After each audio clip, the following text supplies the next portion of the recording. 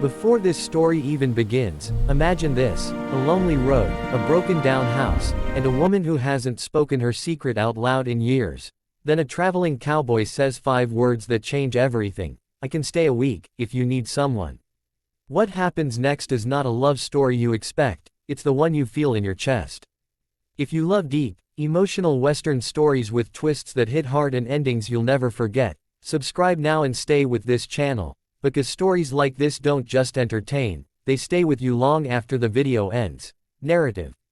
The traveling cowboy had not planned to stop, not on that stretch of land where the fence leaned like it had grown tired of standing and the house sat alone under a sky too wide for comfort, but his horse slowed on its own as if it sensed something human and hurting nearby, and that was when he saw her standing by the road with dust on her dress and worry carved deep into her face. Her eyes fixed not on him but on the horizon behind him as if she feared something might follow, and he tipped his hat out of habit, ready to ask directions and keep moving, until he noticed her hands trembling and the faint sound of the wind moving through a place that had known laughter once and had since forgotten it, and when he asked if she was all right she hesitated long enough for him to understand that she wasn't, not even close. And she said her name was Clara and that the wagon axle had broken days ago and the nearest town was too far to walk with what she was carrying inside her chest. And he didn't ask what that meant because cowboys who traveled learned quickly that questions could wound deeper than silence.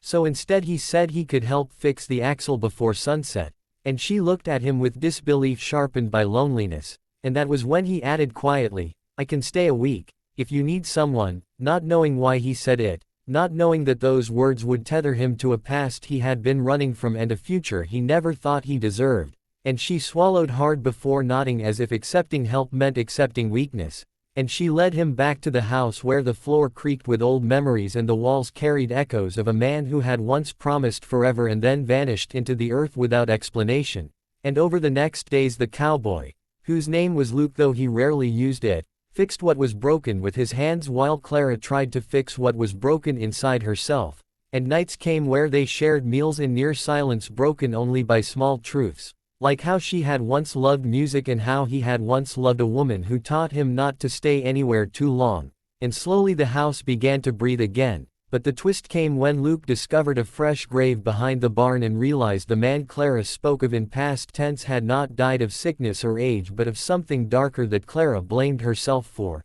And when he gently confronted her she finally confessed that her husband had been running from men who would have killed them both, and when they found him he chose the noose rather than bring danger to her door, and that guilt had kept her frozen ever since, waiting for punishment she believed would come riding down the road. And Luke, who had once ridden with men like that and left when he realized what they truly were, understood more than he let on, but he did not tell her yet, because the truth had a way of detonating lives, and instead he stayed his week, then another, and another, until Clara began to smile without fear and the house began to feel like a place worth defending. And just when Luke decided to stop traveling for good, the men came, dust rising like a warning, and Clara saw in Luke's eyes that he knew them, that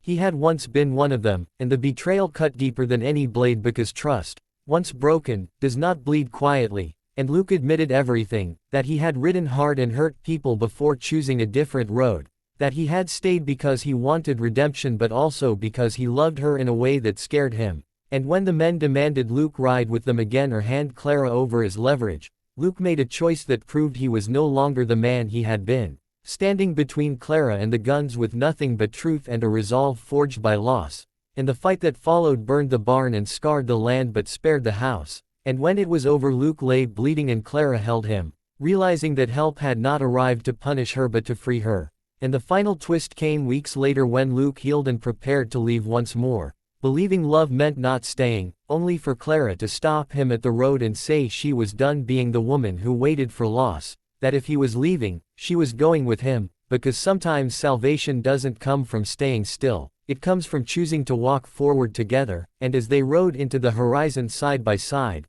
the house stood quiet again, but this time not lonely, just at peace, knowing its purpose had been fulfilled.